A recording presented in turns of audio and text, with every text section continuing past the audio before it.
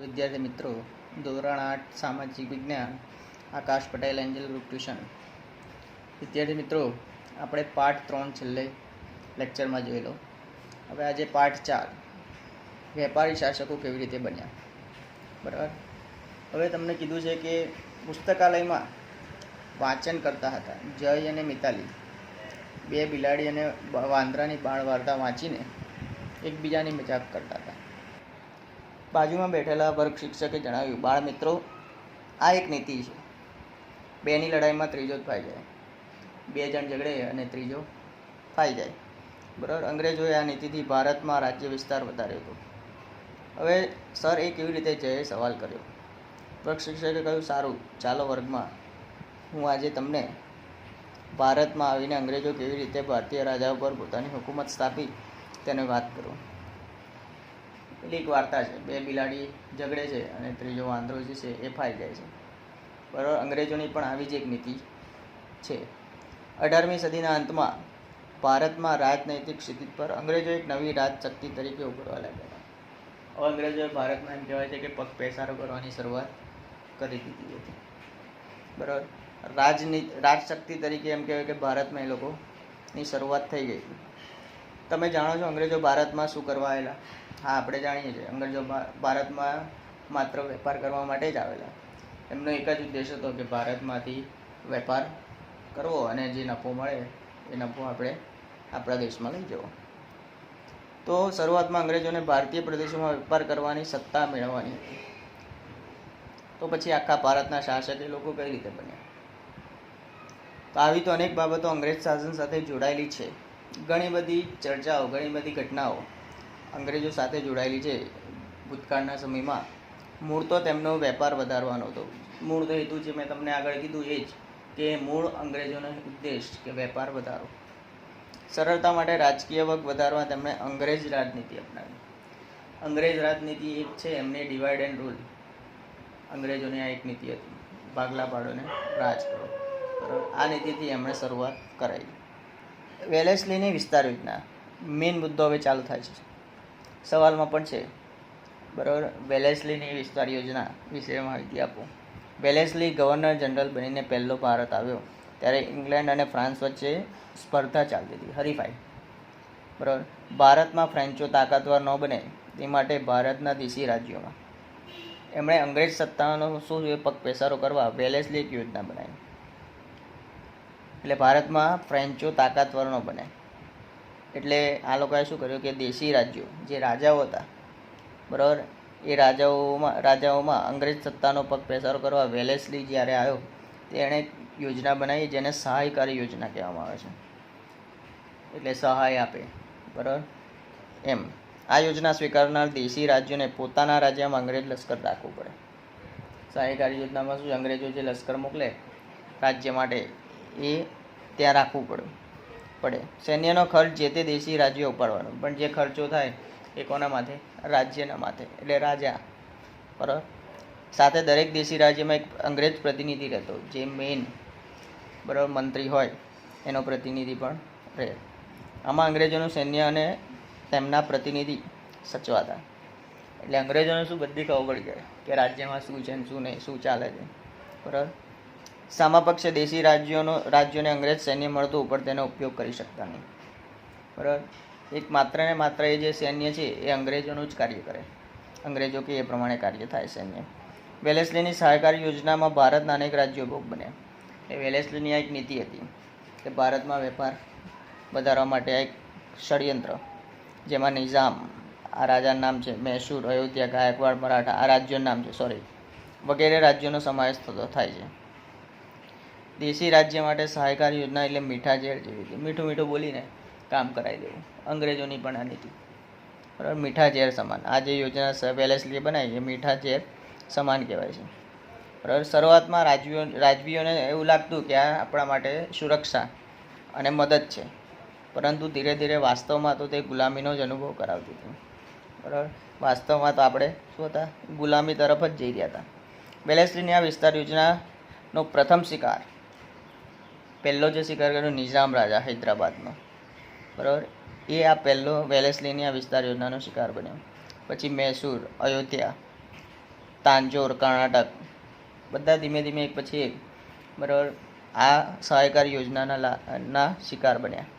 મરાઠા સરદારોમાં પણ અંદર ઝઘડા કરાવી સહાયકારી યોજનાનો શું છે ભોગ બનાવ્યો એમ કહેવાય છે.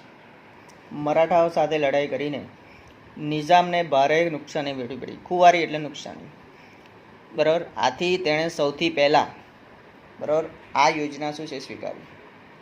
ટીપુ સુલતાનનું રાજ્ય તો પહેલાંથી જ અંગ્રેજોની હુકુમતમાં આવી ગયું હતું. નાના ફડણવીસ અને મરાઠા સંઘ વચ્ચે શું થયા ઝઘડા થયા. અંદર લોકો એકબીજા સાથે ઝઘડા ચાલુ થયા. એક પછી એક મરાઠા રાજ્યો અંગ્રેજોની એક નીતિ હતી ડિવાઇડ એન્ડ રૂલ, જે મેં આગળ તમને કીધી ભાગલા પાડોને રાજ કરો બરાબર. એ નીતિનો ભોગ આ બધા રાજ્યો બન્યા. મરાઠા પણ આવી ગયા બરાબર. અયોધ્યા, ગોરખપુર, તાંજોર, કર્ણાટક, ફરુખાબાદ એક અથવા બીજા બાને ખાલસા નીતિનો ભોગ બન્યા. ખાલસા નીતિ આગળ આવશે ડેલહાઉસીમાં બરાબર. આમ 7 વર્ષના ગાળામાં વેલેસ્લીએ કંપનીનો વિસ્તાર કરી અંગ્રેજ સત્તાને આ યોજના દ્વારા કેવી બનાવી સર્વોપરી બનાવી. આ 7 વર્ષનો જે સમયગાળો બન્યો એમાં વેલેસ્લીએ કંપનીની વિસ્તાર વધાર્યો. ઈસ્ટ ઇન્ડિયા કંપની જે આપણે પહેલા પાઠમાં શીખી ગયા ને એ અંગ્રેજ સત્તાને આ યોજના દ્વારા બધી જગ્યાએ સર્વોપરી બનાવી બરાબર. આ વેલેસ્લીનો જે ફોટો આપણને આપેલો છે. બ્રિટિશરો હવે સમગ્ર ભારતમાં ફેલાવા માંડ્યા. વેલેસ્લીની વિસ્તાર યોજનાનો ભોગ મૈસૂર, નિઝામ અને મરાઠા બન્યા પછી અંગ્રેજોએ ઉત્તર ભારત તરફ આગળ વધ્યું. ધીમે ધીમે એક પછી એક પ્રદેશો જીતવા માંડ્યા. નિઝામ, મરાઠા સરદાર બન્યા. પછી અંગ્રેજો ઉત્તર ભારતમાં આગળ વધવા માંડ્યા. નેપાળમાં એમને ડર જણાયો એટલે તેમની સાથે એમણે શું મિત્રતા બાંધી. નેપાળમાં એમને લાગ્યું કે હવે ડર છે તો એમણે શું એ મિત્રતા બાંધી. ત્યાર પછી અંગ્રેજોએ સરહદ ઉપર સંગ્રામ ખેલ્યા બરાબર. શીખ મહારાજા હતા એ સમયના શીખ મહારાજા રણજીતસિંહ સાથે મિત્રતા બાંધી કે એ જે મહારાજા હતો રણજીતસિંહ એ શક્તિશાળી હતો બરાબર. એટલે મિત્રતા બાંધી એમણે અફઘાન વિગ્રહમાં જીત મેળવી. સિંધમાં પણ એમણે સત્તા સ્થાપી એમ કહેવાય છે. સિંધ, બલુચિસ્તાન આ બધા ક્ષેત્રો છે ત્યાંના. શીખોની વધતી જતી તાકાત જોઈને અંગ્રેજોએ શીખ સામ્રાજ્ય હડપવાની શું છે પ્રયત્ન કર્યો કે શીખ સામ્રાજ્ય મારા હસ્તક આવી જાય.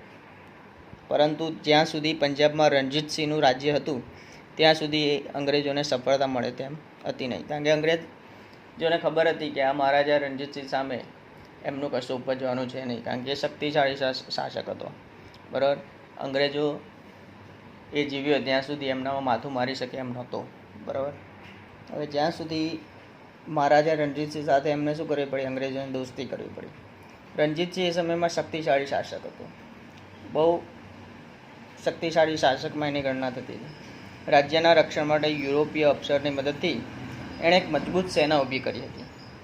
આસપાસના જે મોટા પ્રદેશો હતા એમણે તેના પર શું છે વિજય મેળવ્યો હતો. એટલે બધી જગ્યાએ આ જેમ કહેવાય કે અંગ્રેજોએ જે પગ પેસારો કરવાની શરૂઆત કરી એમાં અહીંયા પંજાબમાં જ્યાં સુધી મહારાજા રણજીતસિંહ હતા ત્યાં સુધી અંગ્રેજોને શું છે ત્યાં કશું મળતું નહોતું. એટલે મોટાભાગના પ્રદેશો ઉપર તેમણે શું છે અંગ્રેજો વિજય મેળવી. અચાનક મહારાજા રણજીતસિંહનું અવસાન થયું અને પંજાબમાં અરાજકતા આપી ગઈ. હવે રણજીતસિંહ રહ્યા નહોતા એટલે એમનું મૃત્યુ થયું હતું. રણજીતસિંહ જીવ્યા ત્યાં સુધી પંજાબના વહીવટમાં અંગ્રેજોએ માથું મારવાની હિંમત કરી શક્યા નહોતા બરાબર. જ્યાં સુધી હતો ત્યાં સુધી કશું જ એમને મળતું નહોતું. હવે તેમને શું મળી ગઈ, તક મળી ગઈ કે હવે રણજીતસિંહ છે અને હાર્ડિંગ ગવર્નર જનરલ તરીકે ભારતમાં આવતા તેણે શીખ સામ્રાજ્યને આખું પોતાના હસ્તક લઈ લીધું. ગવર્નર જનરલ ત્યાં આવ્યો અને અંગ્રેજોએ તે આખું જે પંજાબ છે એ અંગ્રેજો શાસન નીચે લાવી દીધું. એના પછી જે ડેલહાઉસી ખાલસા નીતિ, પરીક્ષાનો એમપી સવાલ છે. વેલેસ્લીની વિસ્તાર યોજના હિન્દી રાજ્યોને એમના જોખમે પરાધીન બનાવવાની યોજના. એ સ્વીકારનાર રાજ્યો અંગ્રેજોના મિત્ર ગણાતા. એટલે હવે ડેલહાઉસીની જે ખાલસા નીતિ હતી એમાં એમ કહેવાય છે કે આ રાજ્યોને બહાર કે અંદરનો ડર ન જણાતા. લોકો બિનજવાબદાર બન્યા એટલે યોગ્ય કાર્ય થાય નહીં.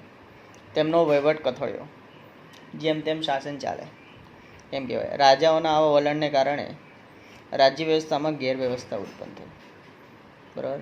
કારણ કે રાજા વગરનું શાસન બરાબર એટલે ત્યાં કશું ચાલતું નહોતું. અંગ્રેજ નીતિનું આ એક પરિણામ હતું. એટલે અંગ્રેજોએ આ એક ષડયંત્ર જ કરેલું બરાબર. ભારતીય શાસકો તેમાં ફસાઈ ગયા હતા. અંગ્રેજોને શું મળી ગયું? બહાનું મળી ગયું કે આપણને જે જોઈતું હતું એ મળી ગયું છે. રાજ્યમાં ગેરવહીવટ નોંધાવવાના બહાને રાજ્યના કારભારમાં અંગ્રેજો શું છે? માથું મારવા લાગ્યા. જે કાર્ય પ્રણાલી હતી એમાં અંગ્રેજોને એમ કહેવાય કે માથું મારવાની શરૂઆત કરી દીધી. એમણે શરૂઆતમાં કંપની સરકારે કેટલાક પ્રદેશોનો ગેરવહીવટને બહાને એમણે શું કર્યા? ખાલસા કર્યા. હવે ખાલસા નીતિ કોને કહેવાય? એ મેં તમને કીધું આગળ કે જ્યારે કોઈ રાજા અપુત્ર મૃત્યુ પામે, બરાબર, ત્યારે જે રાજ્ય સીધું અંગ્રેજો તેમના શાસન નીચે લાવી દે. બરાબર, આગળ આવે જ છે, કહું છું. બ્રહ્મદેશ અને પંજાબ પ્રાંતને પણ ખાલસાનો ભોગ બનાવે. તેની વ્યાખ્યા આ રીતે થાય: આશ્રિત જે રાજા છે અપુત્ર મરણ પામે તો તેને રાજ્ય ખાલસા કરવામાં આવતું હતું. બરાબર, પુત્ર નથી અથવા પુત્રી નથી, પાછળ કોઈ છે, કોઈ દીકરો કે દીકરી છે નહીં, બરાબર, તો એ અપુત્ર મરણ પામે તો તેનું રાજ્ય ખાલસા કરવામાં આવતું. આવી રીતે સતારા, ઝાંસી, નાગપુર વગેરે રાજ્યો ખાલસા નીતિનો શું બન્યા? ભોગ બન્યા. એટલે જે અપુત્ર મરણ પામેલા જે રાજાઓ હતા એ બધા ખાલસા નીતિનો શું બન્યા? ભોગ બન્યા. આ વધુ ઉપજ આપતા દેશો જેવા કે ચા કોફીનો પ્રદેશ, કપાસનો પ્રદેશ હસ્તગત કરીને ગોરા વેપારીઓએ કરોડો રૂપિયાની કમાણી કરી આપવાનો ડેલહાઉસીનો ઉદ્દેશ હતો. કરોડો રૂપિયા ભારતમાંથી મળે એ ઉદ્દેશ. બ્રિટિશ સામ્રાજ્યને દ્રઢ બનાવવા શાસનની હવે ડેલહાઉસીએ કેટલાક સુધારા પણ કર્યા છે. બરાબર, પરીક્ષામાં પૂછાય એવો છે. કયા કયા સુધારા કર્યા? તો એનો જવાબ અહીંયાથી આવશે. ભારતમાં બોમ્બેથી થાણા સુધીની સર્વપ્રથમ રેલ લાઇન શરૂ કરી. રેલવેની શરૂઆત કરાઈ બોમ્બેથી થાણા 1853માં. પછી એણે બીજી સુધારા કર્યા. ટપાલ પદ્ધતિનો પણ તેના સમયમાં દાખલ થઈ. ટપાલ પદ્ધતિ દાખલ થઈ એટલે ઇંગ્લેન્ડ અને ભારત વચ્ચે ટપાલ સેવા શરૂઆત કરવામાં આવી. તાર વ્યવહાર કહે છે આપણે, બરાબર, પોસ્ટની શરૂઆત કરાઈ. ત્રીજો સુધારો છે ડેલહાઉસીએ બાળ લગ્ન પ્રતિબંધક ધારો. જે નાની ઉંમરે લગ્ન થતા હતા એ ડેલહાઉસીએ શું કરાયા? બંધ કરાવી દીધા. વિધવા પુનઃવિવાહ ધારો પણ એને પસાર કર્યો. વિધવા ફરીથી લગ્ન કરી શકે. પહેલાં એવું હતું કે વિધવા લગ્ન કરી શકતી નથી, પતિ મરી જાય એટલે એની પાછળ પત્નીએ મરી જવું પડતું હતું. બરાબર, એ સતી પ્રથા હતું એમ. એના પછી એણે એના સમયમાં અંગ્રેજી શિક્ષણનો ફેલાવો કર્યો. આ ચોથો સુધારો. એટલે 1857માં એણે ભારતમાં પહેલી 3 યુનિવર્સિટીની શું છે? શરૂઆત કરાવી. મુંબઈ, ચેન્નઈ અને કલકત્તામાં. અંગ્રેજી શિક્ષણનો પાયો નાખ્યો. 3 યુનિવર્સિટી મુંબઈ, ચેન્નઈ અને કોલકાતા ખાતે શરૂ થઈ. આમ આ સુધારાઓ મૂળ તો અંગ્રેજ શાસનના વિસ્તાર અને વહીવટની સરળતા માટે થયા. મૂળ તો અંગ્રેજોનો ફાયદો જ હતો આમાં, જેને ભારતીય પ્રજાને પાછળથી પણ ફાયદો થયો, પણ ભારતના લોકોને આનાથી ઘણો ફાયદો થયો. બરાબર, આ માટે પ્રજાએ ઘણું બધું ભોગવવું પડ્યું એમ કહેવાય છે. ભારે લોગની પ્રજાનો અસંતોષ. સહાયકાર યોજના પછી ડેલહાઉસીના ખાલસાએ આખા દેશમાં ખળભળાટ મચાવી દીધો. પ્રજાની સામેનો અસંતોષ ધીમે ધીમે બહાર આવવા લાગ્યો, ગેરલાભ બહાર આવવા લાગ્યો. તમે ક્રાંતિ અને મંગલ પાંડે ફિલ્મ જોઈ છે, ના હોય તો જોઈ લેજો. એમાં બતાવ્યું જ છે, બરાબર, અંગ્રેજોનું જ છે બધું. લોકો અંગ્રેજોની દમન નીતિનો કોડો વીણતા. હવે લોકોમાં અસંતોષ ઉત્પન્ન થઈ ગયો. લોકો ક્રોધિત થવા માંડ્યા. ડેલહાઉસીએ કરેલા સુધારામાં બળતામાં ઘી હોમાયું. રેલવે, તાર, ટપાલની સુવિધા, ઉચ્ચ શિક્ષણની વ્યવસ્થા ઘણા લોકોને શું છે? ખૂંચવા લાગી. ઘણા લોકોને આ ગમ્યું નહીં, બરાબર, કે આ નીતિ ખોટી છે. વિચારધારાને માનતા લોકોને લાગ્યું અંગ્રેજો આપણી સંસ્કૃતિનો નાશ કરવા માગે છે. એટલે આપણી જે સંસ્કૃતિ છે ભારતીય સંસ્કૃતિ, બરાબર, એનો વિનાશ કરવા માગે છે. અંગ્રેજો કરેલા સુધારા તો તેમના વહીવટની સુગમતા માટે જ કર્યા હતા એમ કહેવાય છે. પણ ભારતીય પ્રજાને આનાથી ચોક્કસ લાભ તો થયો હતો, પણ તે માટે એમણે ઘણી કિંમત ચૂકવવી પડી હતી. બરાબર, ઘણું બધું સહન કરવું પડ્યું હતું, ત્રાસ સહન કરવો પડ્યો હતો. લોકોમાં અસંતોષની આગ હવે અગનજ્વાળાઓ એટલે ભડકા સ્વરૂપ ધારણ કરી લીધું. હવે આ જ અસંતોષ એટલે એમ કહેવાય છે 1857નો પ્રથમ સ્વાતંત્ર્ય સંગ્રામ એમ કહેવાય છે. બરાબર, એટલે તમારે આગળ 9મો પાઠ આવશે 1857નો સ્વાતંત્ર્ય સંગ્રામ. આ જ સેમેસ્ટરમાં છે, બરાબર. એમાં બીજી વિસ્તારપૂર્વક માહિતી આવશે, બરાબર. ઓકે.